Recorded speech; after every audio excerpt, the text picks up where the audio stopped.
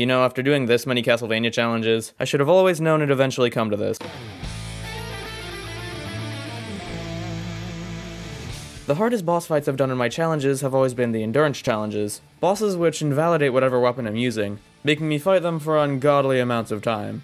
So today I'm gonna try to make every fight in the game just as agonizing, by attempting to beat Castlevania, Portrait of Ruin, if every hit can do no more than 1 point of damage. Will it be possible? I mean, maybe, I don't know. To make this challenge actually challenging, I'm gonna have to set some ground rules. Firstly, this is an obvious one, my attacks have to be dealing 1 damage per hit.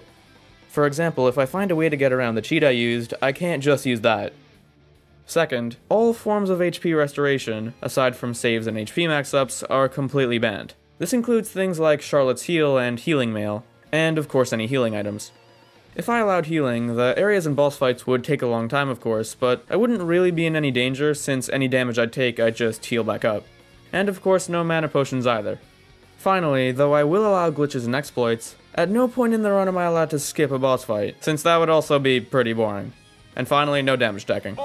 That's pretty much all I have to say, but before we start, keep in mind that there's 3 skulls hidden in the video, so if you find them all, I'll give you a shout out. And shout out to Jonah Elite YT for finding the skulls in my Elden Ring video. Well done. Anyway, without any further ado, let's get into the challenge. Now, there aren't actually any cheats made specifically for you to do 1 damage, shockingly. So instead I just took a max attack and intelligence cheat, and changed it to make my attack 0 and my intelligence 59,999,999, and that worked for some reason. No clue why subweapons and spells still did damage when my intelligence was 0, but I mean, we made it in the end, I guess. Anyway, I get the change in Call Cube, which for people who haven't played this game before, the main gimmick is basically that you can choose between 2 characters, Charlotte Allin or Jonathan Morris. We'll pretty much never be playing Charlotte, since her attacks are a lot slower and she also has fewer movement options, as well as not having as many good multi-hitting moves, which as you'd expect are really important for this challenge. However, we will be using the Call Cube, which lets us summon Charlotte while we're still controlling Jonathan. She still isn't that useful, but it's better than nothing. We make our way past the enemies in the entrance, and I grab the short sword, which will be our weapon of choice for a bit. Its range isn't as good as the whip, but what makes us want to use it is the fact that it's jump cancelable, which basically means that you lose all your lag once you hit the ground, giving us pretty okay damage output.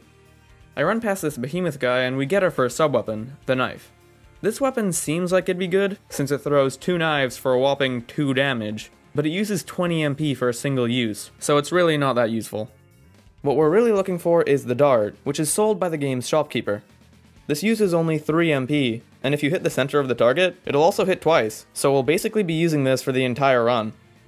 Finally, we meet this guy, Wind, who basically just gives us side quests, but for a reason I'll explain later, it's basically crucial we complete these. Anyway, we complete this guy's first quest and get the lizard tail, which lets us slide across the ground and is pretty useful for avoiding attacks. For some reason, it was doing normal damage even with the cheat, so I'll try my best not to hit stuff with it. But it does 3 damage, it's not going to be the difference between life and death.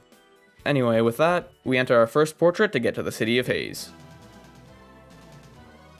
As usual for these challenges, but especially for this one, I'll only really be fighting enemies if it's absolutely necessary, since they take extremely long to kill, and the only thing levels do anyway is raise how many hits I can take.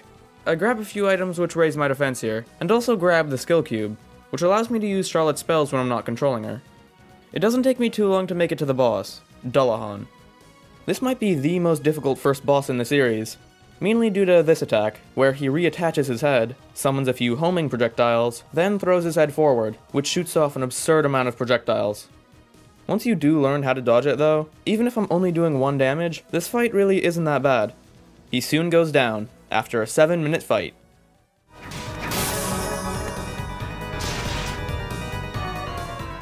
I now grab the Acrobat Cube, which allows me to jump off of Charlotte's head, and head back into the entrance.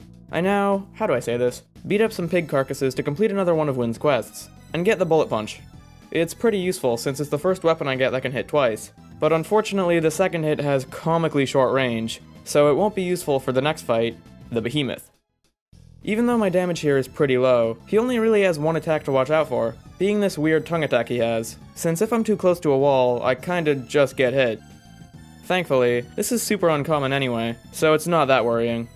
I also learned to backdash cancel my darts here, which actually gives me some decent damage output, and I take down the Behemoth after 7 minutes.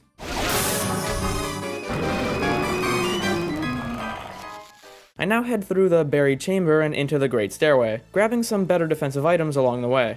I'm gonna stop mentioning this unless it's really important, since otherwise it'd get pretty repetitive. But anyway, I run into yet another boss, Karamet. This is usually one of the easiest boss fights in the series, and he's pretty much the same here. His whole gimmick is that he'll only attack you once you hit his cauldron enough times, but since he faces the direction of who attacked it last, you can just make Charlotte attack the cauldron and stand behind it, and pretty much attack him for free once he does spawn. Around 8 minutes of this, and he'll go down. With Karamet defeated, I grab the double jump relic, and head into my next portrait, the Sandy Grave. I grab the Bwaka knife here, and also encounter my first crossbow armor. This is by far the best enemy to grind off of, since by hitting the projectile he shoots, you can hit it back into him to deal huge damage. Now, I was debating if this was against the rules, even if, yeah, my attacks are still dealing 1 damage. But it was this or grinding off of Medusa heads for hours, and that'd kinda just delay the video, and also, I don't want to do that, so I'm not going to. Anyway, I don't really need to grind at this point, so I head into my next boss fight, Astarte. Astarte is another pretty easy boss fight. All of her attacks are extremely slow and telegraphed, and even if I do get hit, she doesn't really do that much damage anyway. She's also on the ground, so dart backdash canceling is super useful here. Just don't get hit by her temptation attack. She goes down after around 16 minutes of fighting.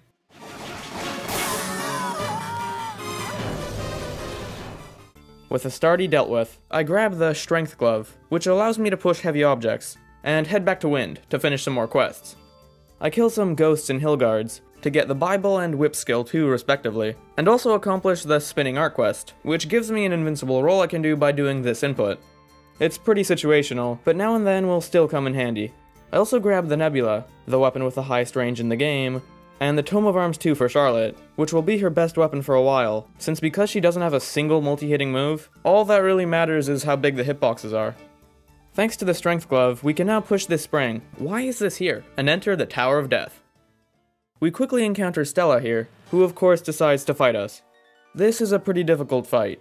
On the other hand, I figure out here that whips are actually pretty good for this run, since even though it's not jump cancelable, by holding down the attack button for just long enough to let it drop, it'll pretty much hit twice for free.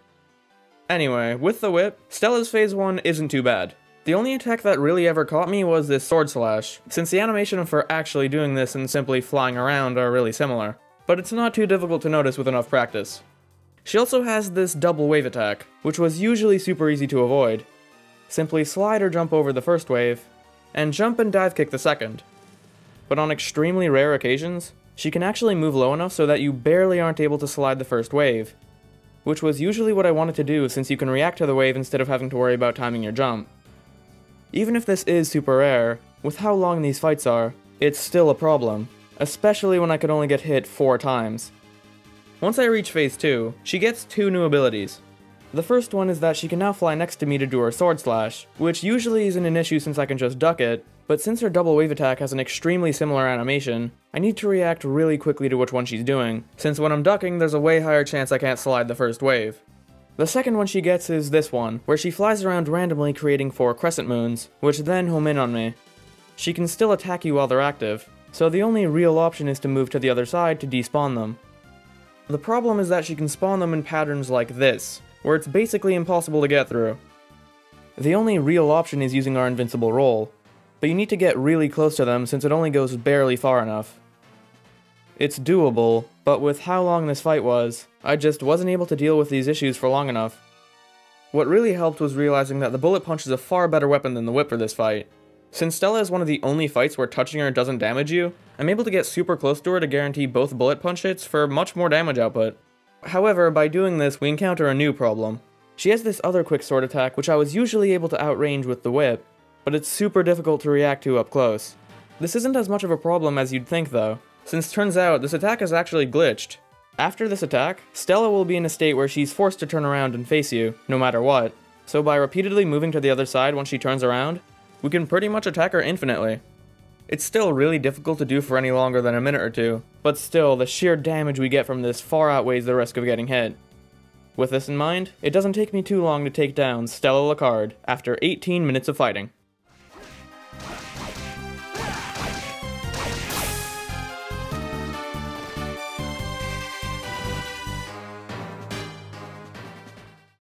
With Stella defeated, I accomplished some more wind quests, and also grabbed the 1000 Blades Dual Crush, which I forgot to grab while I was in the Sandy Grave.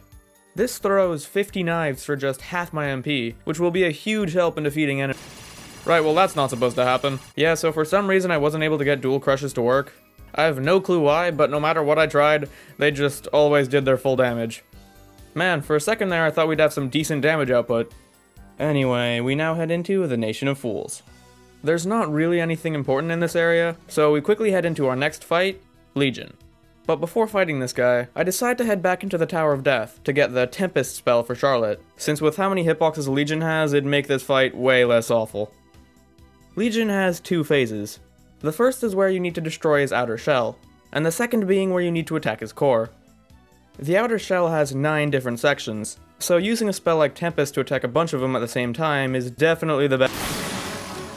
No, never mind apparently. So yeah, for some reason Charlotte's charge spells just don't work either. So I guess we also aren't using those. Anyway, without Tempest, Legion isn't difficult, but god is it a long fight. The first phase isn't that bad, I mean comparatively at least, since there's spots you can stand in to destroy every part of his shell pretty much completely safely. The top part would be a problem, but thanks to the Nebula's homing ability, after around 17 minutes, we can reach phase 2. This phase is terrible. He only has 2 attacks. This fire attack where he spins around, forcing you to move around the arena, and this laser attack, where you have to stand in between his tentacles. He repeatedly does these one after the other, turning around slightly each time, forcing you to change where you need to stand every few loops. He only has 2000 health, which is 500 less than Stella, so you may be wondering why this phase is so painful. And well, his attacks or health aren't the problem at all. What really makes this fight terrible is how slow our damage output is.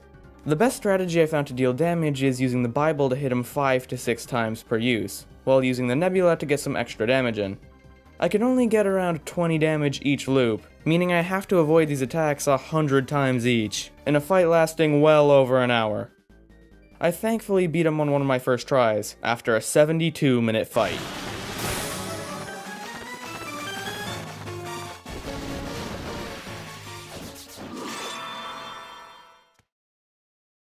With the cog in hand, I head back into the Tower of Death, and into my next portrait, the Forest of Doom. I complete all the quests available from visiting here, most importantly, Art of the Zephyr, which grants me the sub-weapon Rocket Slash, an invincible dash which will come in handy later, and I enter my next boss fight, Dagon. Best part is, this is the only room in the game to have water physics, so that's just... love that. This fight is like the perfect storm to make it as unpleasant as possible for this challenge. Pretty much every strategy I tried had some problem with it. My usual strategy is repeatedly dive kicking on his smaller head, his only vulnerable point, since by remaining above him, the only thing he can do is this easily avoidable jump. But it's just way too inconsistent. I'd have to aim and time them perfectly 1800 times, which just isn't reasonable when his head can move around like it does. The other strategy is fighting him directly, but the problem are these tadpoles he can spawn, which have around 200 health and float to the top of the water. They're way too bulky for me to destroy, so he'll just keep on spawning them until there's a maximum of 8 on screen. On their own, they're not that dangerous, but he has another attack where he drains the water, which forces me to avoid them as they fall to the ground and rise back up, which is extremely difficult to pull off consistently with too many. The other option is to stay on the top of the arena and only attack him after he drains the water, where I can get a bunch of damage in, but even so, I'd still have to aim my dive kicks on the floating tadpoles anyway. Since I'm already in the area, I decide to grind for the Skull Mask, which is the best mask in the game as it gives me a whopping 13 extra defense, far more than any other mask in the game. It only drops from the Malachi, who are extremely bulky at 444 health, but since it's not that rare of a drop, I didn't expect it to take too long to get. God, I was wrong. I swear, it didn't matter how many times I killed this guy, he just never gave me the damn Skull Mask. I grinded for this mask for 4 hours straight, and instead of the Skull Mask, I got the rarer drop, the Nightmare spell, twice. Now you may be asking, Frank, why didn't you use the Luck Boost spell? It's been available since the start of the game after all. Anyway, I ended up getting it on the 5th hour, with 75 Malachi kills to my name. Oh well, we got there eventually. Returning to Dagon, the defense from the Skull Mask definitely helps, but what really makes this fight more doable is using a mix of the two previous strategies, instead of using either on their own. I attack him directly with darts whenever he's on the right side, while dive kicking him when he jumps to the left to avoid any tadpoles on that side, so I always have an opening when he drains the water. With the tadpoles no longer being a problem, after a 17-minute fight, I take down Deon.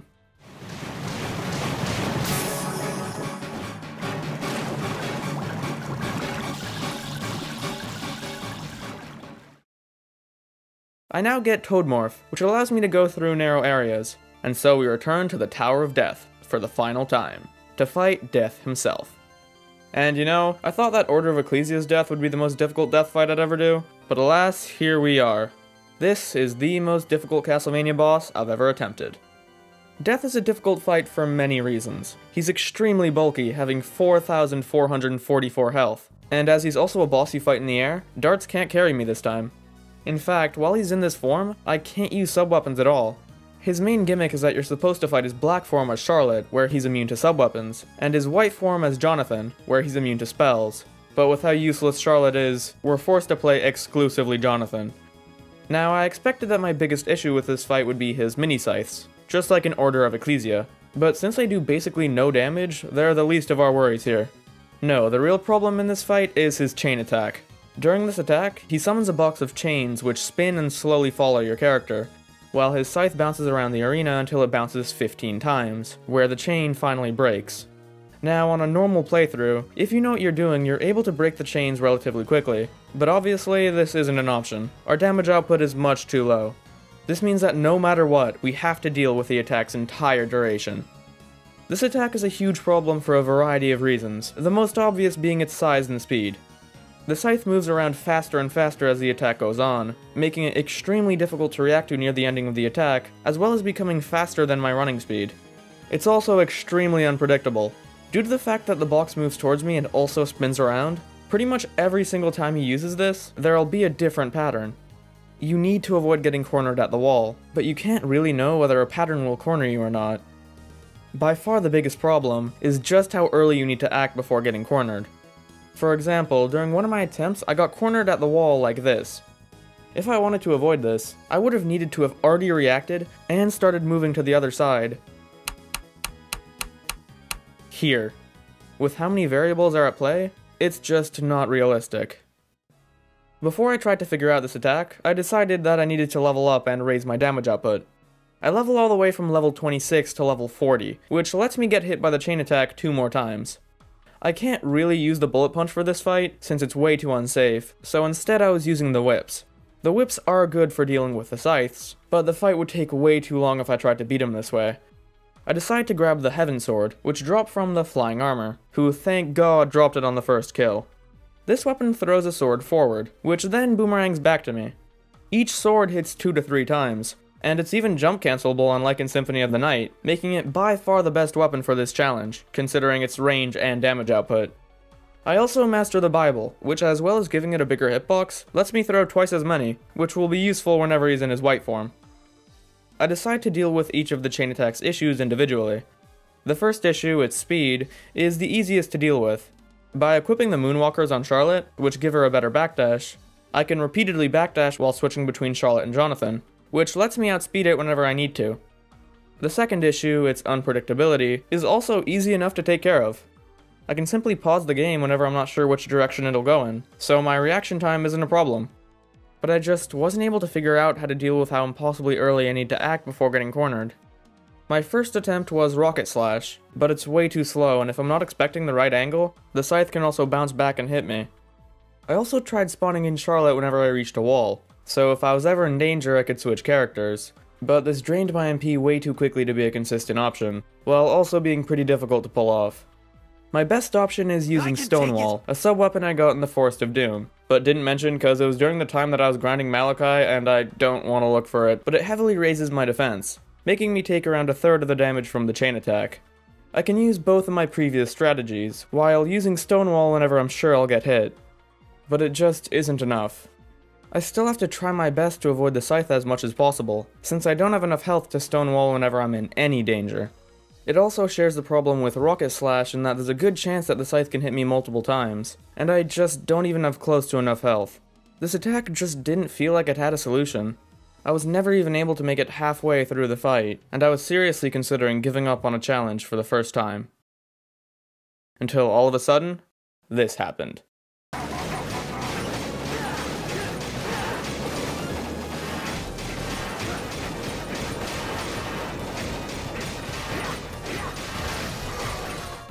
You may not have noticed anything, but the attack lasted for drastically less time than normal. I knew I couldn't just let this go, so I watched the replay back a few times and tried replicating my movements, until I figured it out. By avoiding the scythe in this specific way exactly, I can make it do this glitchy bounce on the left wall, making the attack end pretty much instantly. It's pretty precise, so with practice I was only really able to get it around 50% of the time, but the best part about doing it this way is that since I'm doing really similar movements, I'll be getting the same few patterns even if I do fail. So based on how the scythe moves, I can figure out which pattern is going to happen.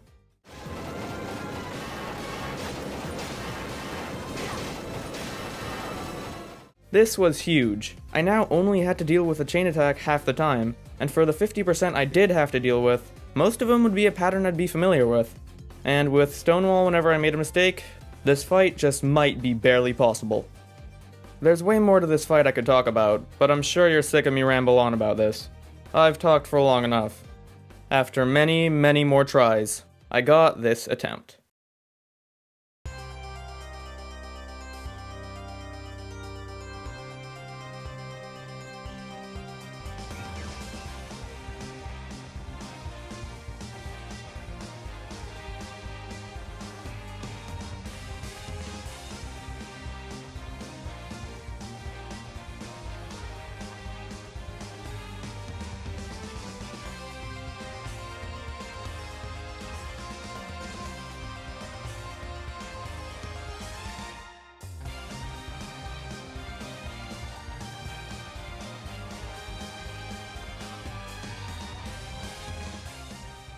And after a 42-minute fight, I finally defeat Death.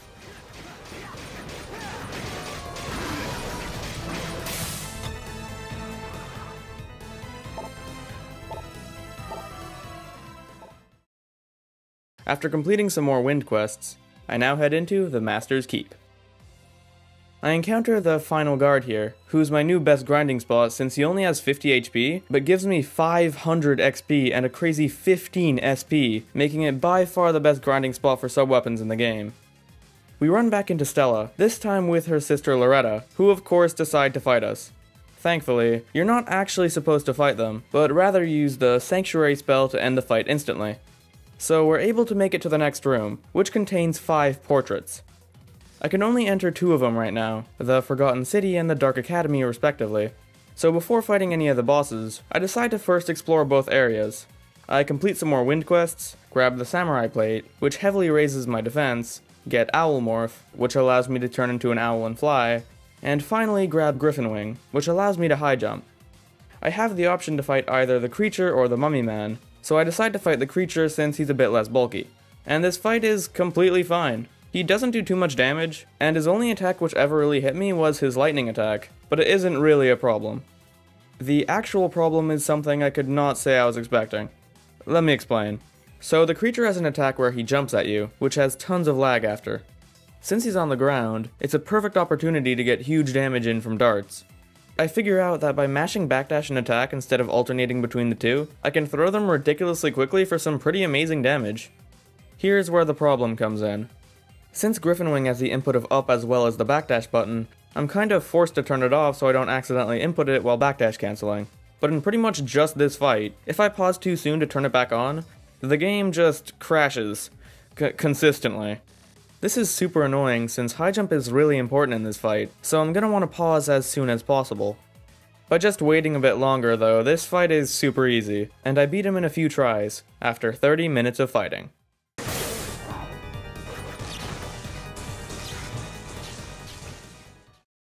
The next portrait, the Burnt Paradise, now opens, so I do everything I could do before the boss. The boss here is Medusa, who, though she has the least amount of health, you have to fight her in the air, so I decided to save her for last. I now fight the Mummy Man, who's also pretty easy.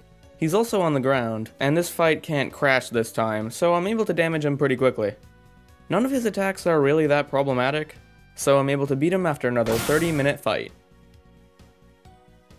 We now unlock the final area, 13th Street, which I thought would be uncomplicated like the other ones, but we encounter a really big problem: the Defeat the Ghoul King quest. The quest requires you to find and kill the Ghoul King, who only appears in this area. Finding him is straightforward enough. In this room here, if you wait long enough, he'll appear, walk around for a bit, and then go back into the ground.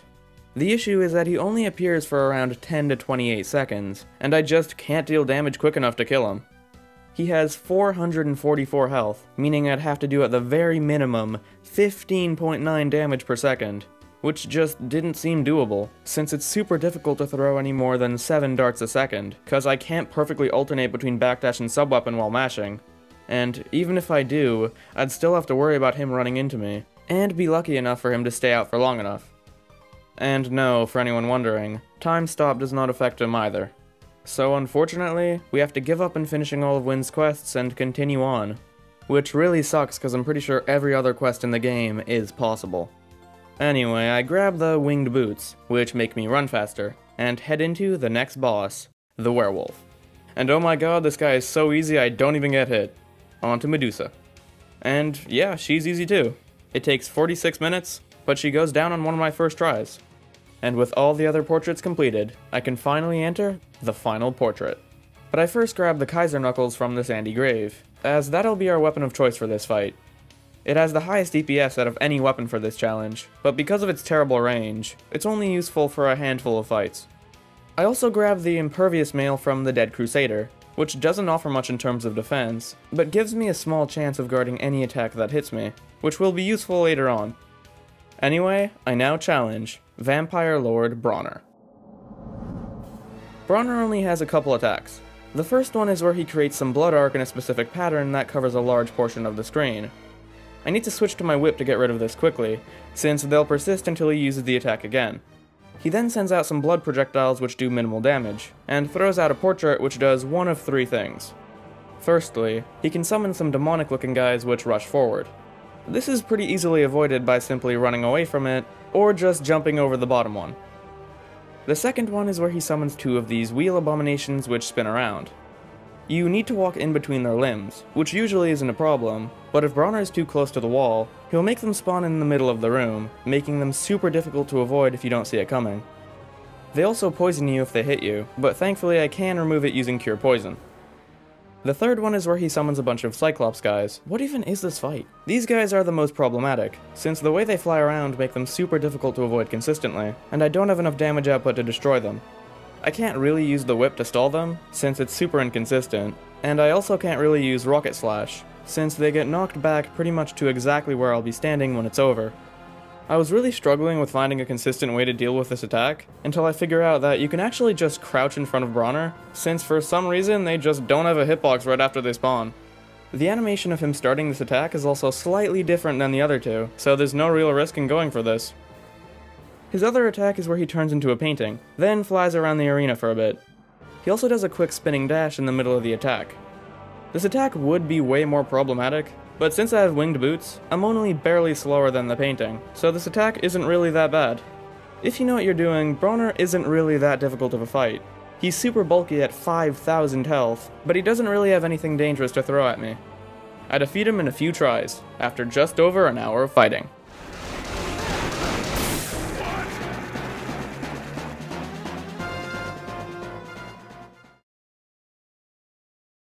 And with that, we reach the final boss of Portrait of Ruin. And since I knew I was gonna need it, I decided to grind all the way to the maximum level, 99.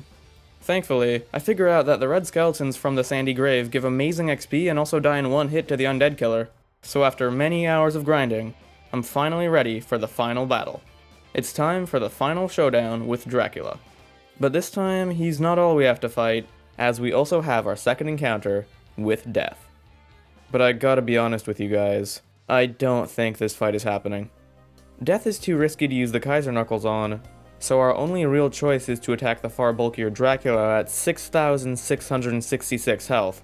And with Phase 2 in mind, he has a grand total of 13,332 health, more than double the amount of any other boss we fought so far. We also can't really use darts, since death is in the air, and Dracula's head is the only part of his body we can hit. Heck, I did the math and it'd take 80 minutes to beat phase 1.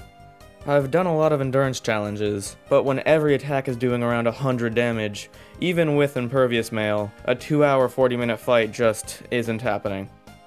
Now I wanted to finish all of Wynn's quests to get the Magus Ring, which pretty much gives you infinite mana. Without mana usage, I could use the kunai to do damage really quickly, but I need to find a way to defeat the Ghoul King if I want to stand a chance. Just to see, I tried using turbo mode to see if it was even possible. I used Ice Needle to get some extra damage in at the beginning. Oh yeah, charge spells are working now for some reason. Absolutely no clue why. And since you're able to move the other character around using the touchscreen, I used Charlotte as bait while I threw darts as Jonathan, while having the engagement ring equipped so that Charlotte drained my HP instead of MP when getting hit. And with all that and turbo mode, it's only barely possible to kill him. I guess we just have to accept that this is the best we'll get, even though it's kinda crushing that I can't really beat this challenge.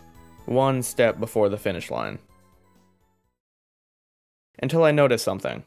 When I looked back at the footage, I noticed that, instead of a dart getting thrown every 2 frames like a perfect turbo would do, it was instead only getting thrown every 6 frames, which, though extremely difficult to pull off, is humanly possible, so with perfect execution and Ghoul King luck, I may just have a chance. But I was gonna need some help. So I called over famous YouTuber The Sacrifice, and this is what we were gonna do. We'd first use the Medusa Whip to petrify the other ghouls to have as much space as possible. Then we'd position Jonathan at the wall and Charlotte a bit farther ahead, and fully charge Ice Needle. If Ghoul King spawned in front of us, we'd use Ice Needle and immediately switch characters. I'd have Sacrifice hold up so I could use my sub-weapons, while moving Charlotte around using the touchpad. He'd need to sometimes make the Ghoul King aggro on Jonathan to get some more Ice Needles off, while making sure he never runs into me. Since I'm better at mashing, I'd mash attack and backdash as quickly as possible, and we just had to pray we had enough time to kill him. And after an hour of trying, we did this.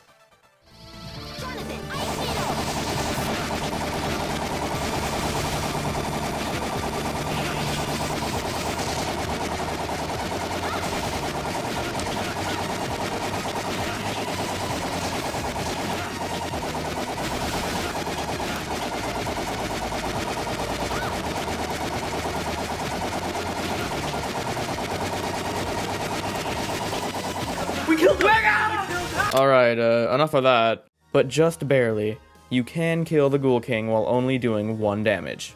And well, with that, all we need to do is finish the rest of the quests.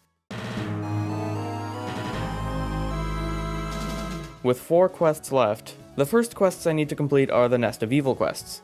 The Nest of Evil is Portrait of Ruin's challenge area, being filled with the strongest enemies in the game, who if you don't kill, these doors will block your path. It also contains 7 bosses, 1 for each floor. There's 37 enemy rooms in total, and you can only save after every boss fight. Now I need to complete 2 Nest of Evil quests. Kill Gurgoth, where you need to deal the final blow to Gurgoth, the second boss, with Charlotte's blank book, and the Lost Page, which makes us go all the way down to floor 6 to find the 2 lost pages. I'm sure a lot of you are thinking this would be pretty much impossible. If I'm only doing 1 damage, there's just no way I could get through all that. And it should be impossible, if it wasn't for one odd quirk about this area. In every enemy room without a boss, after around a minute of waiting, the door at the end will automatically open. So it's pretty clear how to get through. Just stall using Stonewall until it opens, leaving the bosses as the only things left to deal with. The first boss is Balor. Most of these bosses come from Dawn of Sorrow, my second most played Castlevania, and since Balor is no exception, he goes down first try. The second boss is Gurgoth. This guy might have actually been a challenge, but by just placing both characters on opposite sides of him, he'll just keep on turning around, so by leaving it on overnight, this is pretty much a free win. The same goes for the Kill Gurgoth quest. Just crouch super close and that's 1 quest down. The third boss is Zephyr. This might have been my worst fight, maybe ever, but since he only does like 20 damage, I also take care of him first try. The fourth boss is Aguni. I know this fight extremely well, so this is another first try victory. Abaddon is the 5th boss. Just like the creature, the fight itself isn't so bad. His attacks aren't that difficult to avoid, and oh my god, this fight crashes the game. Due to certain attacks, pausing is also really important in this fight, so it's really unfortunate that this is the only other fight where the game can crash. It's pretty easy to fix this though, by just throwing darts for less time so I can safely pause. I take him down in 36 minutes. We now grab the final page, and enter the boss of floor 6. This was really the boss I was most afraid of. This boss has us fight fake versions of Grant, Sypha, and Trevor, just like in Symphony of the Night. Grant and Trevor both have 3,800 health, with Sypha having 3,200, for a boss with a grand total of 10,800 health. And with all of them attacking me at once, I really wasn't sure if this fight would be possible either. Let's get into what they can do. Trevor slowly walks towards you, whipping you once he gets close enough. He can also throw holy water and the cross. Grant crawls around on the ceiling, throwing daggers when he's above you, while Sypha doesn't really move, using the same petrify spell over and over. Trevor's by far the most dangerous, so I need to take care of him first. At this point he can't duck, so when he's walking towards me, I can just throw darts at him, and duck and throw heaven swords once he gets close. The only thing that can hit me is holy water, which is really the least of my worries. Once Grant reaches me, I need to jump over them. I'm gonna want winged boots to be as safe as possible. This is pretty consistent, but once Trevor reaches around half health, he becomes way more dangerous. He gains the ability to duck and even jump, and at this point he becomes way too difficult to avoid consistently. Until I realize that by using Charlotte's Owl Morph, I can stay in the air at around this area, where I'm basically completely safe aside from Grant's extremely linear daggers. I also have quick enough MP restoration so that I actually gain MP while doing this, so all I need to do is repeatedly fly away, throw some darts, and immediately use it again once he gets on screen. Do this 100 times or so, and Trevor goes down. Without Trevor, Grant and Sypha are pretty useless. Sypha can start summoning a Trevor zombie once she loses enough health, but apparently she's a terrible necromancer since all this thing can do is walk around dealing 1 damage. Grant is somehow even worse, since his attacks don't even seem to work, so after an hour and 14 minutes of fighting, I take care of the fake trio, and complete the hardest quest in the game.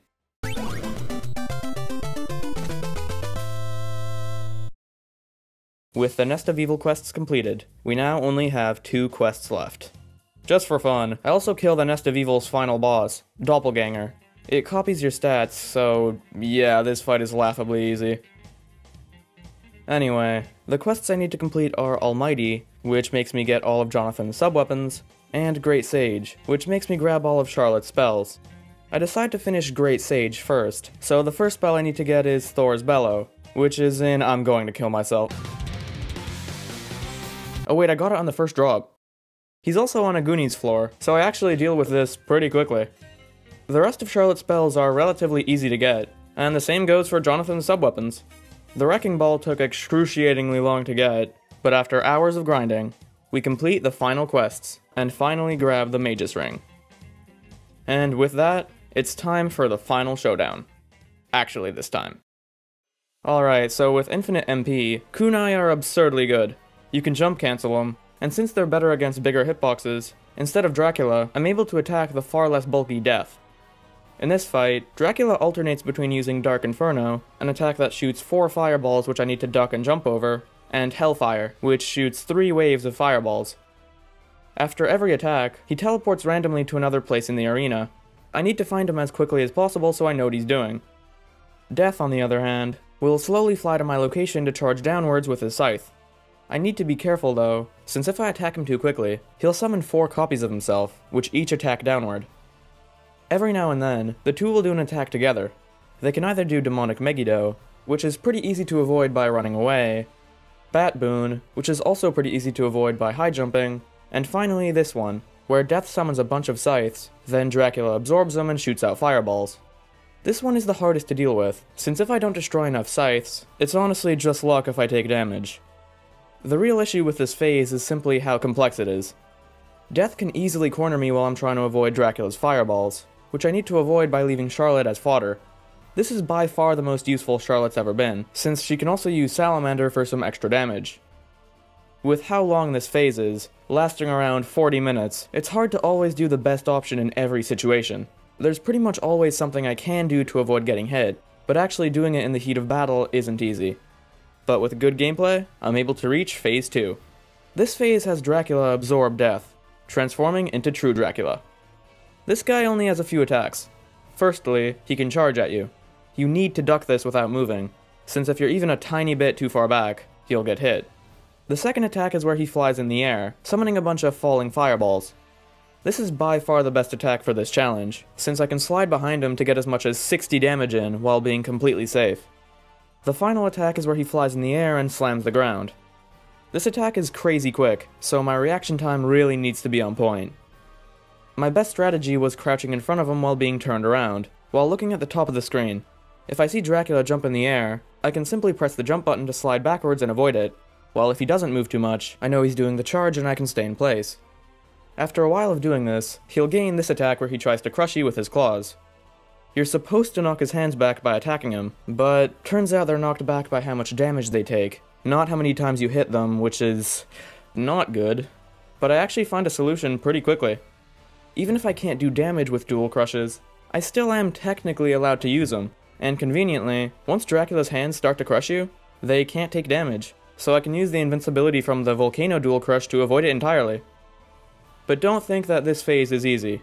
Even with our amazing damage output, this guy still has 6,666 Oh wait, I won.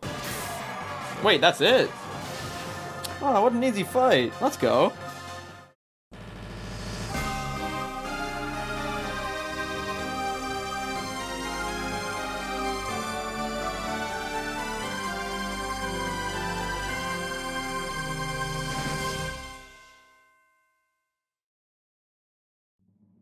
Yeah, so I kinda thought this fight would take so much longer, but alas, the challenge is finally completed. Or at least it would be, if I didn't have one more battle left, against the legendary vampire hunter, Richter Belmont. No, never mind, he actually kinda sucks. But I did get carpal tunnel from fighting him, and, you know, if that's not a satisfying ending, I don't know what is. So yes, you can beat Portrait of Ruin while only doing 1 damage. So you sure do know that now, so thanks for watching. Heckin' 500 likes, I'll do this in another Castlevania game. God, what a waste of time.